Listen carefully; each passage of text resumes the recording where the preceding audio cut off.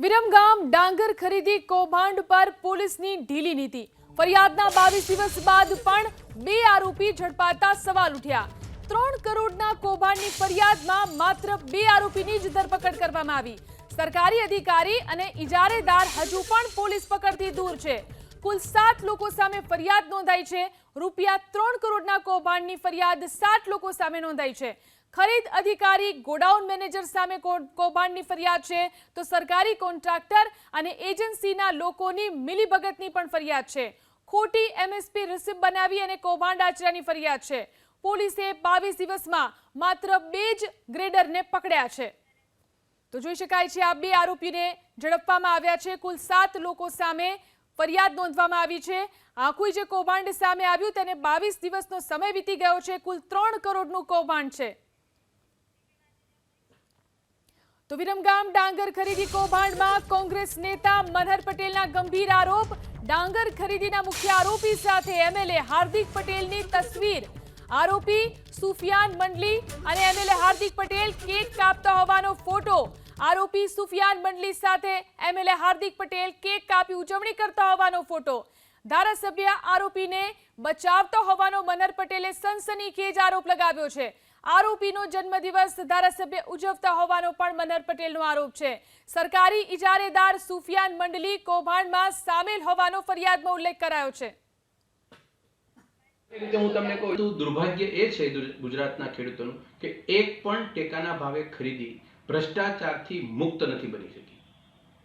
ગયા વર્ષે 2023 ડિસેમ્બરની અંદર વિરમગામ કેન્દ્ર ખાતે દેત્રોસ માંડલ અને વિરમગામના ખેડૂતો જે ડાંગર પકવે છે એ ખેડૂતોની ડાંગરને ટેકાના ભાવે ખરીદવા માટે વિરમગામ કેન્દ્રથી શરૂઆત કરી।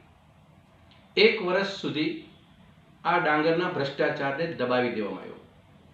त्याना एक ईमानदार मामलतदारे 31 डिसेम्बर 2024 ना रोज एने भ्रष्टाचारनी संकेतो मळ्या एटले एफआईआर दाखल करी।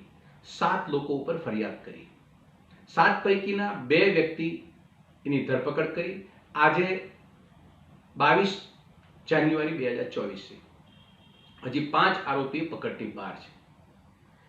धारासभ्य श्री हार्दिकभाई पटेल ने अमे सीधो सवाल पूछवा मांगीए छीए के विरमगाम क्षेत्रना जनप्रतिनिधि छो आप, सरकारना चूंटायेला भाजपाना सत्ताधारी पक्षना धारासभ्य छो आपना मत विस्तारनी अंदर करोड़ों रूपियानो खरीदी कौभांडनो भ्रष्टाचार थाय छे।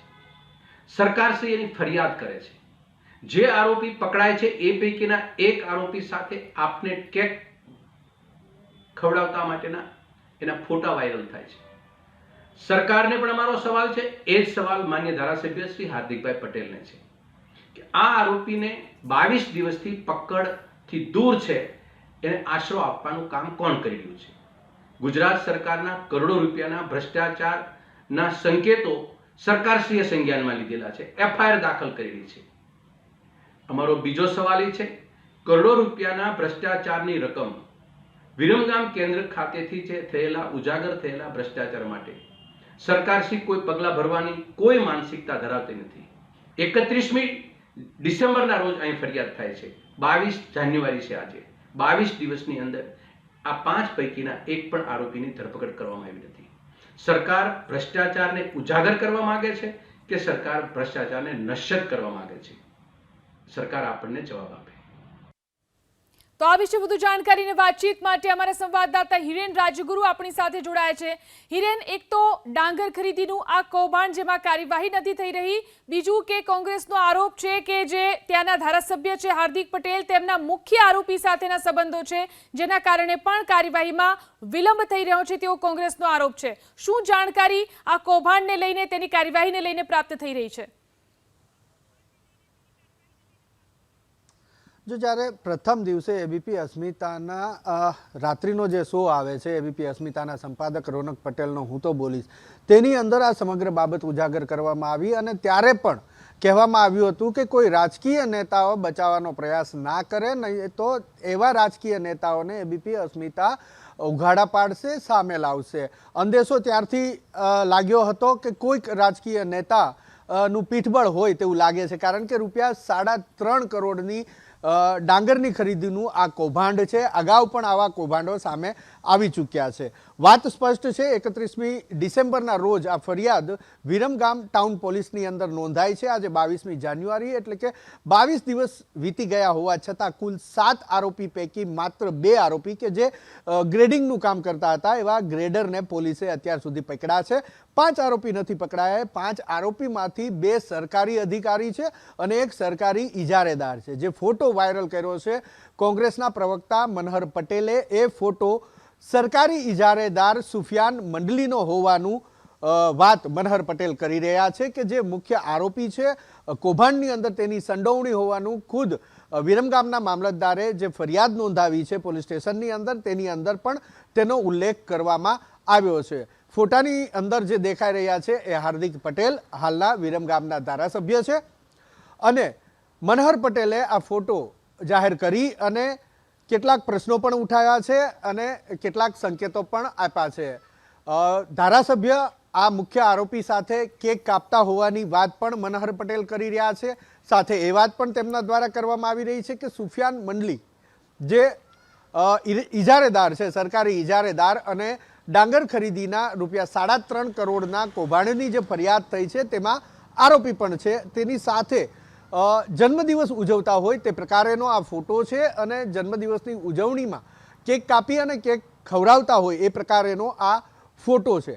સ્વાભાવિક છે આવા ફોટા વાયરલ થતા હોય છે ત્યારે રાજકીય નેતાઓ અથવા તો મંત્રીઓ એવા પ્રકારની પ્રતિક્રિયા આપતા હોય છે કે ભાઈ કોઈ પણ વ્યક્તિ તેમની સાથે આવી અને ફોટો પડાવતા હોય છે. તેમનો જે ઇતિહાસ હોય છે અથવા તો એ શું કરે છે એની ધ્યાન ત્યારે હોતું નથી. આ વાત અને આવા સ્વાભાવિક નિવેદનો સામે આવતા હોય છે. પરંતુ આ જન્મદિવસની ઉજવણી છે, કેક ખવડાવે છે. સ્વાભાવિક રીતે આવી ઉજવણી આપણે કોઈને જાણતા હોઈએ, પરિચિત હોય તેમની જ કરતા હોઈએ અને એ પણ ખાસ જ્યારે એક હોદ્દા ઉપર હોઈએ. અને આ કોઈ સામાન્ય વ્યક્તિ નથી, સરકારી ઇજારેદાર છે અને વિરમગામના 3 તાલુકામાં જે સસ્તા અનાજની દુકાનો આવેલી છે ત્યાં પુરવઠો પૂરો પાડવા માટેનો જે ટ્રાન્સપોર્ટનો કોન્ટ્રાક્ટ હોય છે એ ટ્રાન્સપોર્ટનો કોન્ટ્રાક્ટ આ સુફિયાન મંડલીનો છે. એટલે આ કોઈ સામાન્ય વ્યક્તિ નથી, સરકારી સિસ્ટમની અંદર રહેલી આ ખાનગી વ્યક્તિ છે.